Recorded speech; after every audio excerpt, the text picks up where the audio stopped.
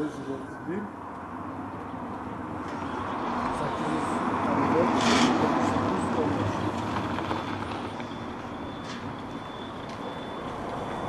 Satör var.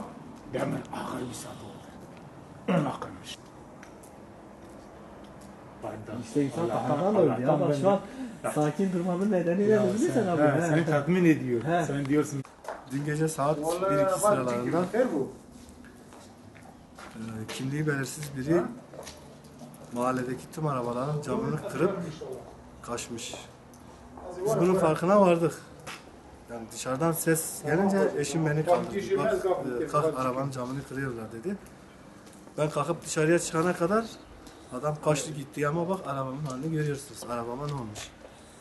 Yani bunun bir çaresi ve önleminin alınması gereklidir.